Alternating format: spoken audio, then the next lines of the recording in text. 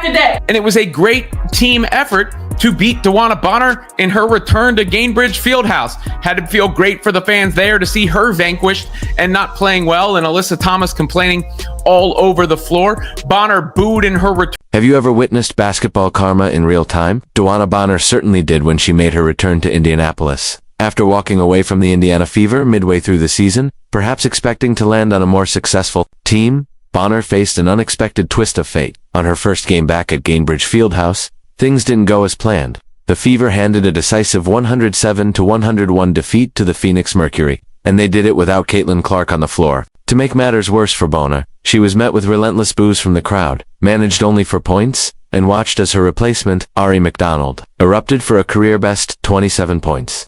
Adding fuel to the fire, Bonner's fiancée, Alyssa Thomas, was caught mocking Fever fans on camera right before their team was outclassed by the very squad they once underestimated. So, what exactly ignited Caitlin Clark's intensity, and how did karma circle back to Bonner in such dramatic fashion? If you believe in basketball karma, drop a comment saying instant karma Bonner. Let's dive in. We got to celebrate beating down DeWanna the Scammer Bonner. Cheers, my friend. Cheers, buddy. DeWanna Bonner, I just want to start here. You stink. You stunk it up. You caused all that ruckus.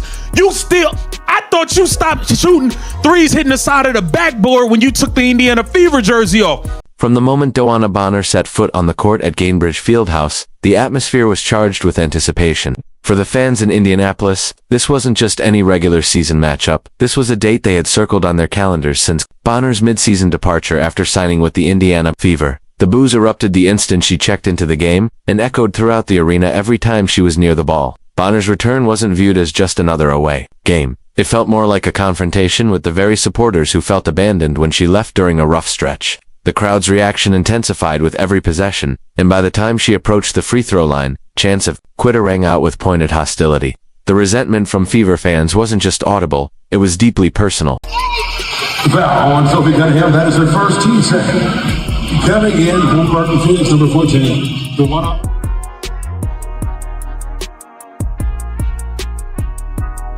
The crowd's energy was so electrifying that even Caitlin Clark couldn't hide her excitement. Though sidelined with a groin injury, Clark was fully engaged from the bench, celebrating every defensive stand against her former teammate. One moment, in particular, stood out when Lexi Hall and Natasha Howard combined to block DeWanna Bonner's shot, forcing a shot clock violation.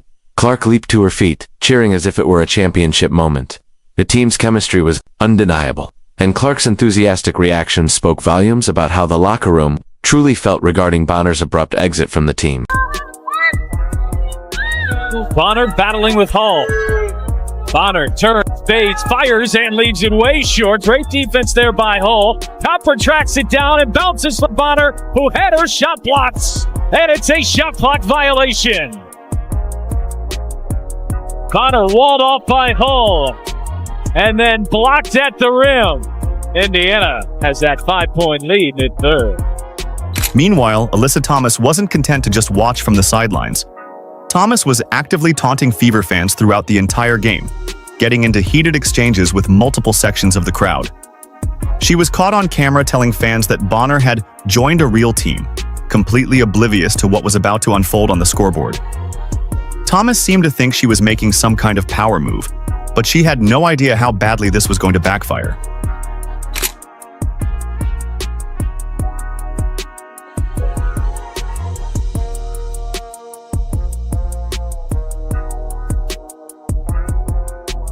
While DeWanna Bonner struggled on the court, Alyssa Thomas wasn't content to remain a bystander. Throughout the game, Thomas actively engaged with Fever fans, taunting them and getting into verbal exchanges with various sections of the crowd. At one point, cameras caught her declaring that Bonner had left for a real team. Completely unaware of how ironic those words would soon become, Thomas seemed convinced she was making a bold statement, but she had no idea how spectacularly it would backfire. As the game wore on, Thomas intensified her taunts, shouting back at fans in an attempt to defend her fiancé from the relentless boos. But for the Fever faithful, who had been waiting months for this confrontation, things were about to get even more gratifying. Bonner's stat line was brutal. Just 4 points on 1 of -4 shooting, a single rebound, and a mere 21 minutes of playing time. Meanwhile, the real team she had joined was being dismantled by the very squad she had deemed unworthy. The performance was as underwhelming as her controversial exit from Indianapolis had been dramatic. Karma had arrived swiftly, but the Fever weren't done yet. They were on a mission to send a clear message about what happens when a player walks away from a team that's building something bigger than individual ambition. Bonner booed in her return, which is to be expected considering the circumstances in which she left. And the players that have come in for the Fever are much better than Bonner was for them.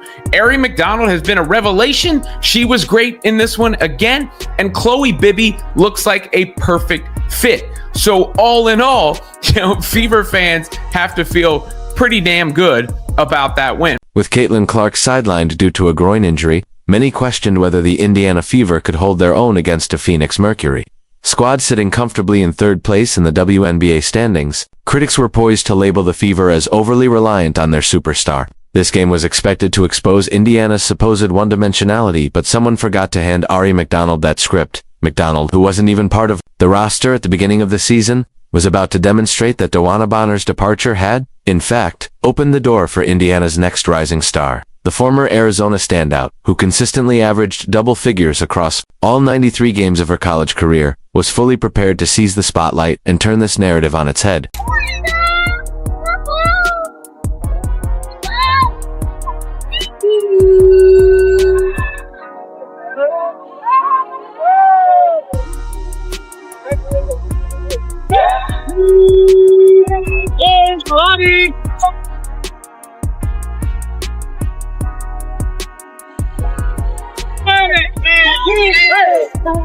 Ari McDonald delivered a breakout performance, pouring in a career-high 27 points and going a flawless 10-4-10 from the free throw line. She displayed a level of grit and determination that Indiana fans had been longing for, qualities that never quite surfaced during Bonner's brief stint with the Fever. McDonald attacked the basket relentlessly, dished out 4 assists, and played with the urgency of someone who understood how rare these opportunities can be. Her speed and aggressiveness proved to be a nightmare matchup for the Mercury, who had no answers for her relentless pace. When did you realize you had it kind of going tonight, and what kind of opened up for you? It felt like you were scoring kind of from basically everywhere.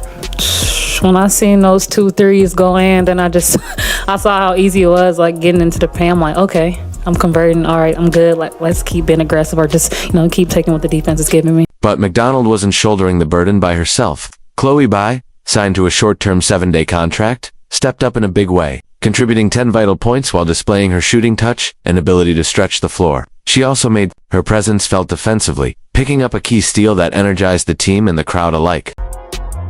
So Indiana trailing by 9, trying to pick up the pace here, and Chloe Bibby hits a 3. Her in transition. Chloe Bibby's done this a million times in her time at Maryland and in practice.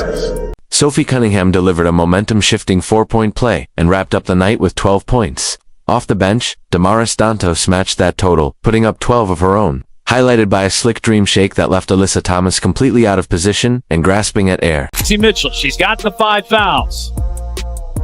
Austin, Cunningham, yes, and a foul! Sophie Cunningham, give her 3, and she'll go for 4. Dantas battling, spins, fades, fires, and hits. Bibby, corner 3. Oh yeah! Cunningham. Yes! The poetic irony in all of this. Both Ari McDonald and Chloe Bai were brought in using the cap space freed up after DeWanna Bonner chose to walk away from the team. The Fever's front office turned Bonner's exit into an opportunity to sign players who genuinely wanted to represent Indianapolis. These weren't just bench fillers, logging garbage time minutes. They were competitors, embracing a team-first mentality that Bonner never fully connected with. Indiana's balanced offensive assault was breaking down the Mercury, possession by possession. The frustration was visible on Phoenix's faces as the game wore on. This script wasn't supposed to flip. Indiana was expected to crumble without Caitlin Clark instead. They were playing their most cohesive, energized basketball of the season. It was a textbook case of addition by subtraction, and everyone inside Gainbridge Fieldhouse could feel it unfolding. But the turning point was still to come. In the fourth quarter, with the Mercury clinging to hope, one player decided to slam the door shut. Phoenix had no idea what kind of storm Aaliyah Boston was about to unleash. We gotta continue to stack, okay? We ain't got no room for sliding back, okay? We no room for slippage. Every day, there's a sense of urgency, okay? I was proud of you guys, the way with offensive and defensive substitutions, being ready to go with that. Everybody who came in made an impact. We had 5 in double figures, damn near 7. That's really, really good. Yeah, I'm proud of you guys. I'm proud of you. Together, 3, 1, 2, 3. The fourth quarter began with the outcome still hanging in the balance, but Aaliyah Boston had other ideas. She had quietly been delivering a strong performance throughout the night, tallying 22 points and 12 rebounds. Yet, when the pressure reached its peak, Boston elevated her game to another level. This was crunch time, and Boston was about to make it clear why she's emerging as the foundation of the Fever's future. Phoenix was desperately trying to engineer a late comeback, believing they still had a shot to snatch a road win, but they didn't see the storm that was about to hit them. Boston completely took command of the game, pouring in 17 points in the final quarter alone. She orchestrated a personal 10-0 run that slammed the door on any hopes the Mercury had of staging a comeback. From that moment on, the game was no longer in doubt. So too has Harry McDonald, who did not start the season with the Fever, but has really come on strong. Pass inside, it's a bullet. Some more contact there underneath. Hull hits the ground. Austin has a size advantage here. Wants the clear out, gets the clear out, gets inside, and pushes it home. Every basket Aaliyah Boston scored felt like a statement. This game had evolved into something bigger than just chasing a win. It was about proving that the Indiana Fever were building a championship culture, one that wasn't solely dependent on their superstar. Boston imposed her will in the paint, earning trip after trip to the free throw line, where she knocked down 10 of her 13 attempts. She was relentless, absorbing contact, finishing through defenders, and making Phoenix pay for every defensive lapse. Teams have now erased double-digit deficits. 9:30 to decide a winner. Howard inside, Boston, deep position. Wow. Dangerous pass there by McDonald, rescued by Howard. Howard trots inside, left hand off the mark. Boston pulls it down and lays it in. McDonald has just had that look in her eyes here tonight, but it's Boston taking over in the fourth. No answer. Boston's dominance in the paint was suffocating. As the fourth quarter progressed, you could see the Mercury players growing visibly frustrated and scrambling for answers. They had no response to her refined post moves, precise footwork, and ability to generate her own scoring opportunities. The former South Carolina star was putting on a clinic, displaying all the tools that made her the No. 1 overall pick in the 2023 WNBA draft. This performance also marked Boston's fourth straight double-double, the longest streak of her career. A clear sign of her evolution from a talented rookie into a true franchise cornerstone. But it wasn't just about filling the stat sheet. Boston was now seizing control of games when her team needed her the most. Her consistency was remarkable, but her sense of timing, even more impressive. Nate Tibbetts. Only 15 three-point attempts and 6 makes for Phoenix from outside the line. Boston, step through, lays it in. You can't stop her. Powers in the paint.